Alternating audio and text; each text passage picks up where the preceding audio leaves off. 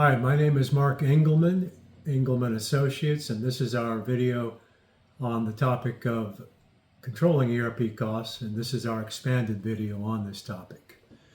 So what we'll explain today is how the cost that often buyers end up with is 3 to 5 times over the life cycle than it should be if they really knew how to dial things in at the start.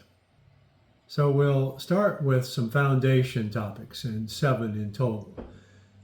The first is that ERP is a commercial product that's hard to escape.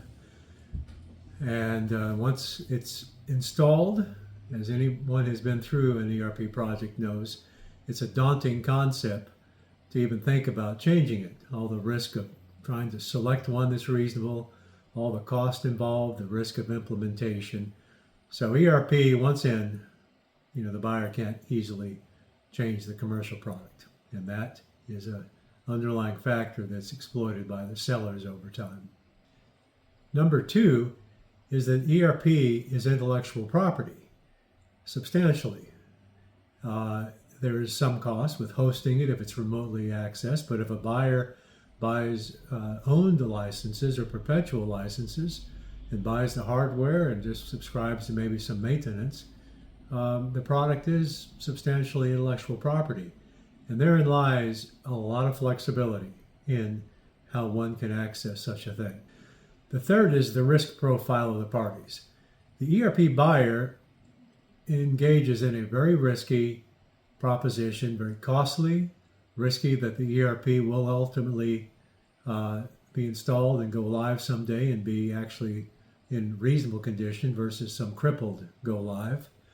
And all the consumption of the time of the company to get to that point. So it is full of risk and potential unfortunate results. The seller, on the other hand, has effectively no risk. As long as they contain their intellectual property with proper terms in the commercial documents, then their risk is maybe if the buyer decides to go somewhere else, they may lose some revenue. Other than that, they'll just send a bill periodically with this being a small portion of their overall revenue, and the risk is very small, effectively none. So this difference in risk profile is a huge factor that drives some of the imperatives of getting the deal right with these sellers. The fourth topic is that the comments here today relate to buying access to ERP, initially and over time, and support services that are routine, upgrades and whatnot. This has nothing to do with implementation services. Number 5 is the ERP access cost models. The 2 basic ones are classic owned licenses, otherwise called perpetual licenses, where the buyer pays a fee up front, and then they can use the ERP. They can even go off maintenance and continue using the ERP at no cost or amounts owed to the seller in most cases, if they choose. The other is subscription, where you pay no matter until the day you decide to do something different. There can be hybrids, and there can be variances and other strategies for how those are done. The other dimensions within accessing ERP have to do with license types, device types, other dimensions that we'll talk about a little bit further in a moment. Number 6 has to do with the years, or the 35 years or more of the ERP industry being a thing. And over that time, there's been a natural movement towards how do they make more money in this arrangement.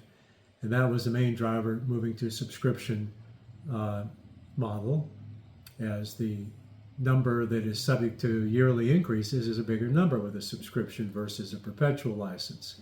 And there's many other aspects of what we'll talk about in a moment about how to control costs that have just evolved over time. My company, we've been involved since the mid-90s, so we've seen it all happen, and it's definitely degraded as far as the industry's interest to really treat the buyers fairly.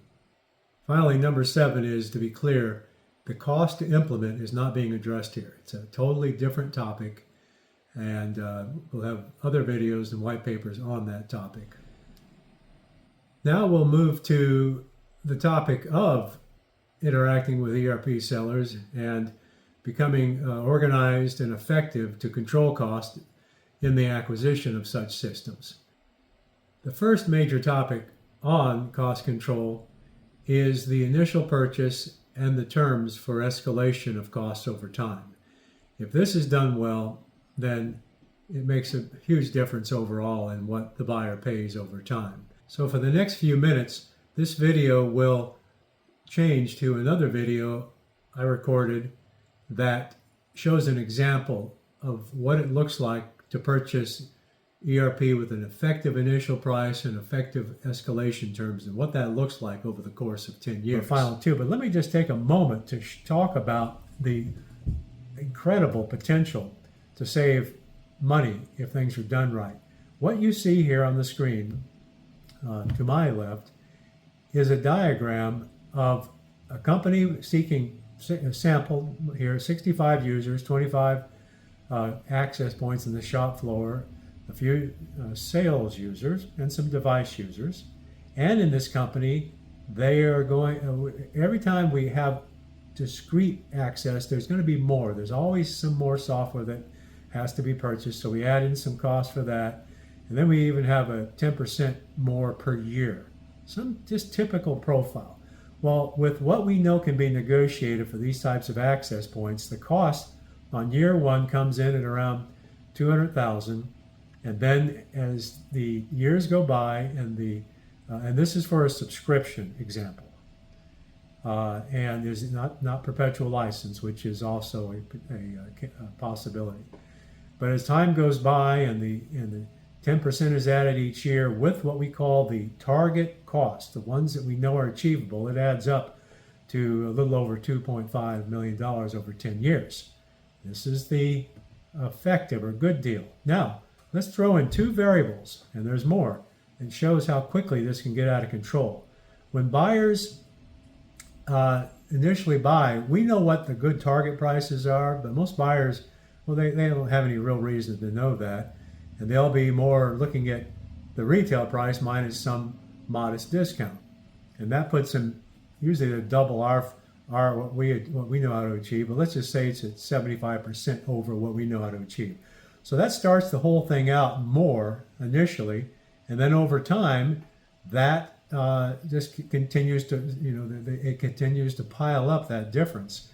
And you can see the difference between about 2.6 million here and the 4.6. There's a couple $1 million on the table just with that one factor.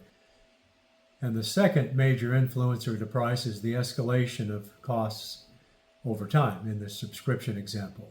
In our target, we have 5% escalation. In the typical, we have 10%, meaning that's what the buyer arranges. And most of the time, the sellers don't even specify an escalation and just hit the buyers with what the market will bear over time. And it's usually more than 10%, or can be. So the typical costs now start tapping over the door of $6 million with these two basic variables not properly controlled. And there's more, as I have mentioned. So coming back to the original video here, you can now see the impact of this first factor. And now we're going to move to a number of discrete other factors that can add to cost significantly over time.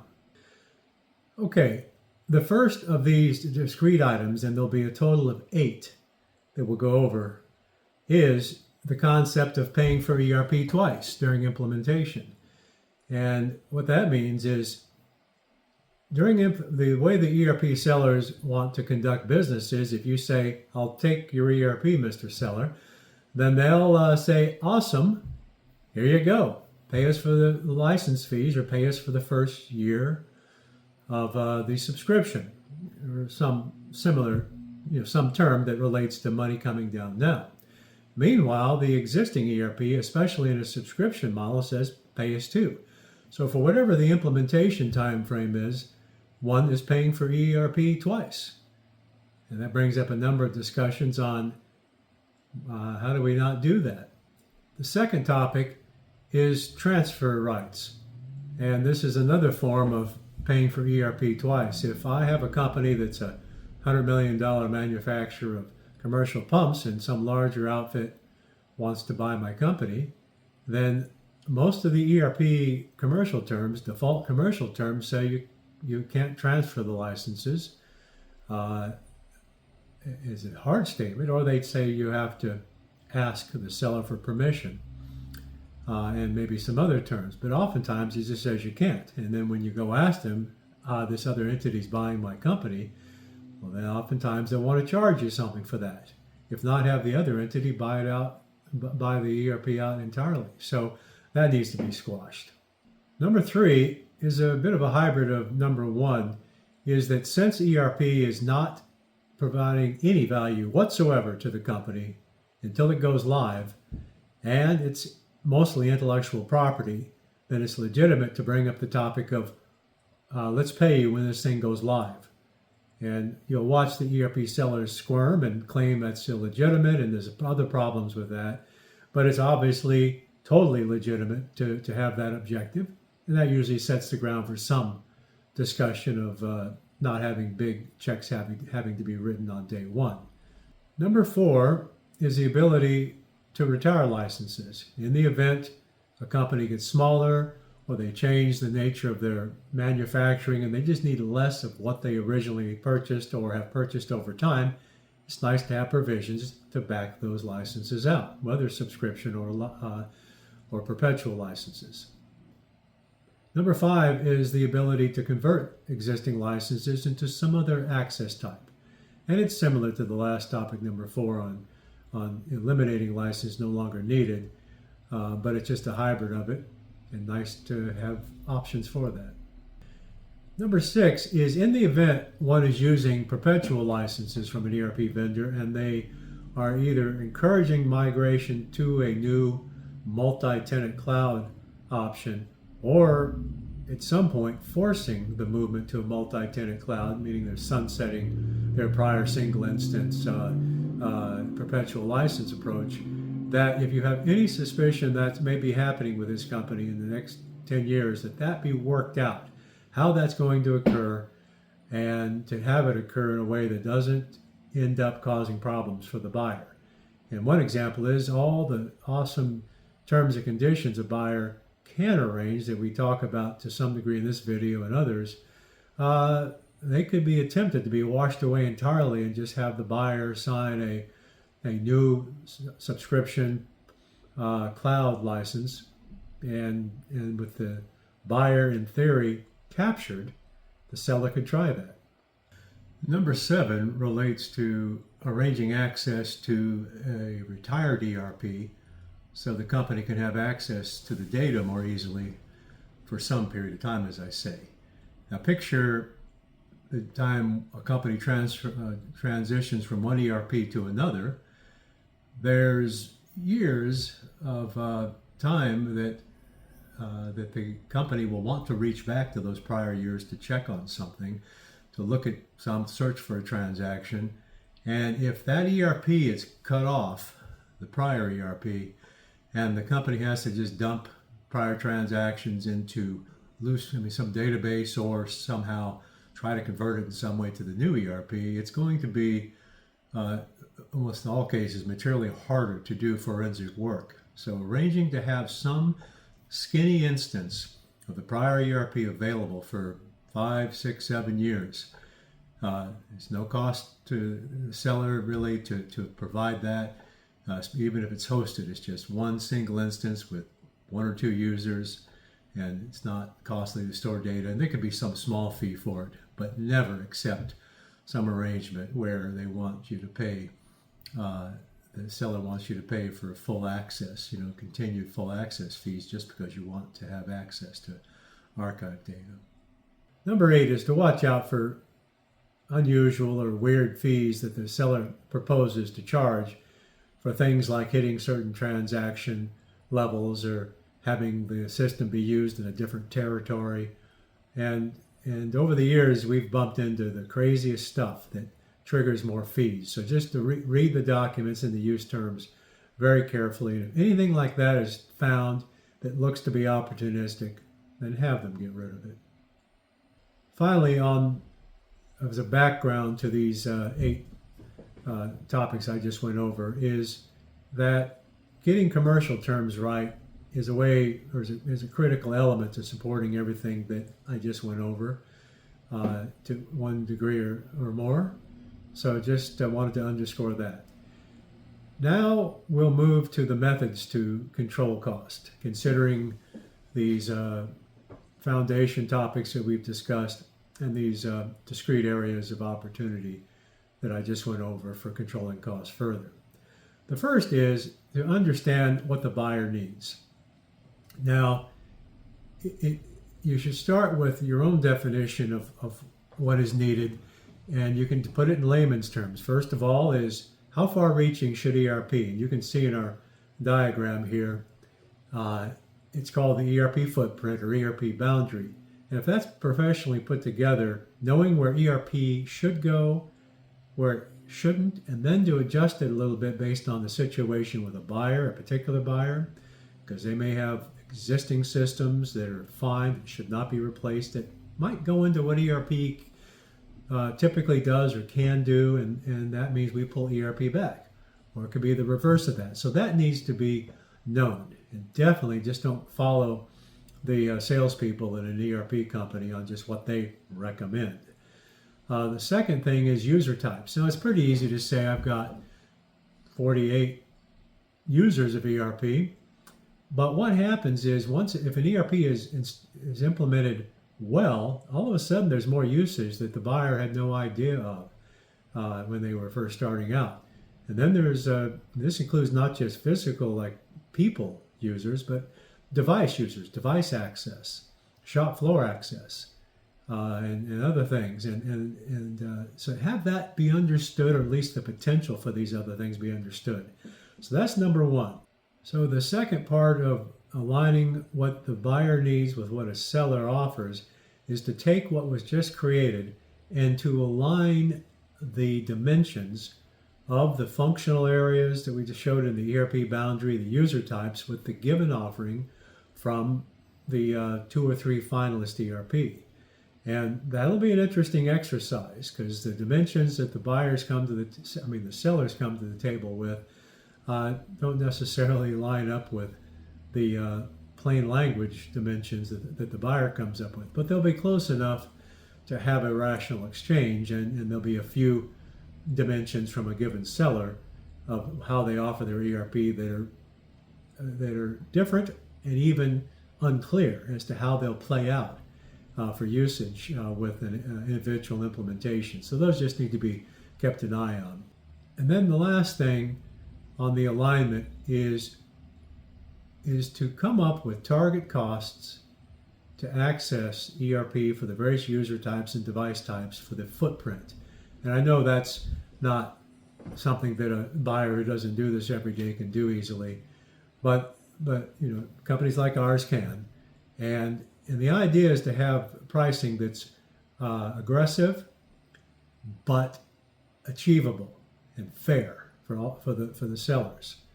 And to get there, and then to align those with the pricing, and then after the prior alignment of the ERP footprint, which is basically your needs functionally with the modules that they sell, functional modules, and then the user types and device types, to then align their proposed pricing. And you can look at list pricing.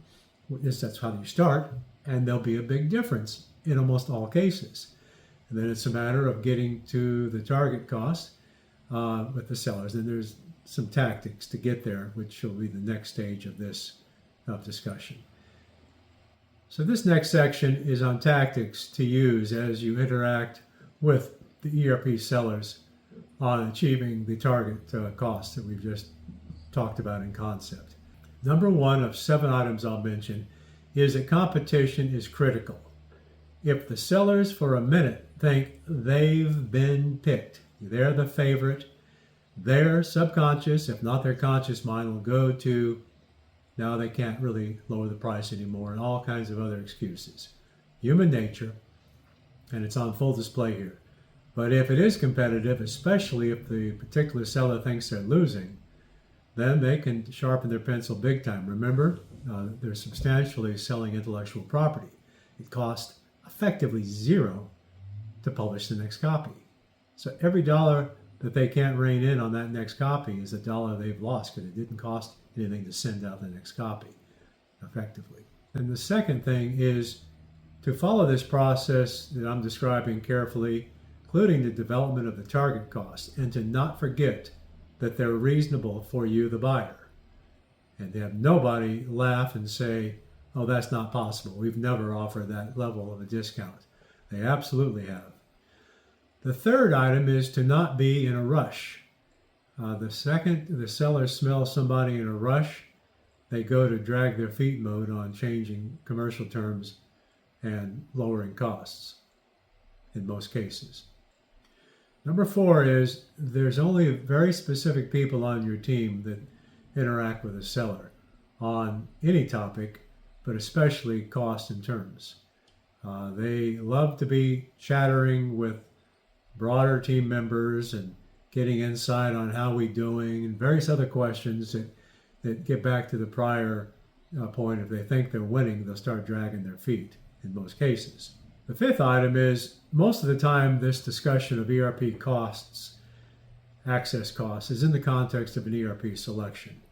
And in those cases, there's other factors affecting the selection, from functionality delivery to the technical status of an ERP, to commercial terms being offered, to the quality, proximity, commercial terms of implementation services. So keep all of those things in view, not just the appearance that you're shopping on price.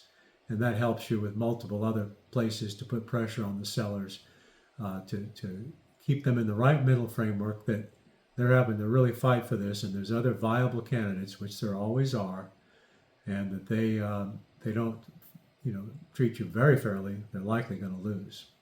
The sixth point is playing off of the last topic where I talked about all the ERP selection influencers. When the long list is present, maybe 5 or 6 candidates, they should be briefed that you will have objectives for cost control, but you don't take the sellers through the process I'm talking about until you get down to the final 2, maybe 3.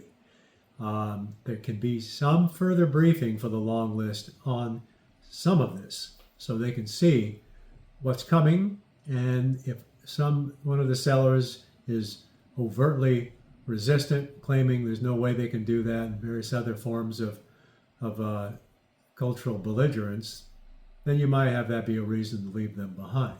But most will say something to the effect, we'll negotiate in earnest, these things you say sound reasonable, they just want to get to the final 2 or 3, but you want them on record having heard the general status of what they're going to be having to be agreeing to, including those 7 items I mentioned, the 8 items I mentioned on the other areas of cost control that you'd like to have them in earnest entertain them. The last item, number 7, is some ERP sellers do have a reputation for being more difficult to work with, playing games over time, worse culture than the normal, meaning more manipulative. So those, if a buyer can know who those sellers are, there is some effort to, if they look like to be an otherwise a good fit, functionality-wise and technical level-wise, then there is some basis to have a more serious conversation with them if they want to survive the final list. Can the buyer have a point of contact at the company that can steer around the heightened nonsense which will blow the deal up? If they hear that, oftentimes they'll make some movement towards finding that path for you if they believe if the buyer is serious. So to wrap up this presentation on ERP access cost control, I just want to say that I hope you can glean by the approach and tactics that we've mentioned that one, if they want to get a highly controlled cost deal with an ERP seller, well, it has to be through such interaction. It's going to be rarely happening through the natural benevolence of the industry. And I should underscore that after all the years and literally over 1,000 projects since 1996, we've watched every step of the way of this industry attitude and culture, and how it's degraded relative to the buyer's interests. So we'll wind down with just a few thoughts on how it even got to this point in this industry. And well, with a lot of things, the buyers are very busy. They don't expect the level of smoke and mirrors that have been present and increasingly present, so it kind of happened.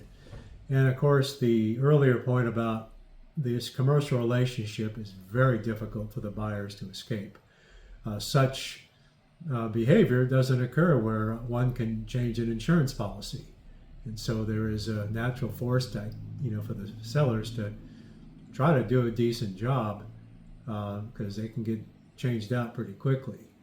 But we've observed the buyers there's no owner or executive that hasn't been through one or two or more of these projects, and no one, it's pretty rare someone says that their ERP relationship was really a lot of fun and positive and looking forward to another one, no complaints. It's some version of this could have gone better, and we don't really like how this happened. So the buyers are waking up, and we're seeing this happen more and more, but still it's such a daunting task to overcome all the smoke and mirrors in the industry when buying access to ERP that many buyers, even though they're aware, they still, if they have to change ERP, they're not quite sure what to do. I'd also like to add there's an unfolding opportunity for sellers.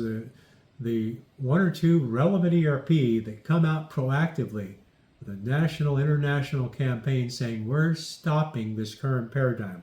You pay for ERP when you go live, and we are explicitly not going to be dinging you for these 10 charges, that insidious charges that the industry is famous for, back to my earlier list of things to watch out for, and that they make some changes to implementation services, which is not the point of this topic, and minor changes. They would stand out. Can you imagine as a buyer how you go, holy moly, we can pay when we go live and take all the risk of in case this thing fails? Well, anyhow, I'm painting their nirvana. There's all kinds of obstacles in the way of that, but it's not impossible. I mean, it could just happen as quickly as a seller deciding. Now, I know they have R&D costs and they have to pay salespeople and whatnot, but it could be architected if they were motivated to do it. So this wraps up our complete long version of the ERP cost control topic, and I just want to thank you for participating and listening to this. Our company again has been through over 1,000 of these ERP client projects since 1996, and I like to show people that what I just described is hundreds and hundreds of steps behind the scenes, and we have tons of methodology. This is our client-facing methodology, and we have about 3 times this for internal methodology for delivering these services and knowing and just remembering the little details, like with the commercial terms that relate to cost control. We got like 20 of those, and unless they're documented and we evolved and developed the text as each project comes and goes, then it can only go so far. There's no way this sort of work can be done with the limits of the human mind just trying to remember most of these things. So on that note, we hope you found this interesting. Thank you for your time, and if you like this, please click the like button and even subscribe. We have many videos and we're making more all the time. Take care.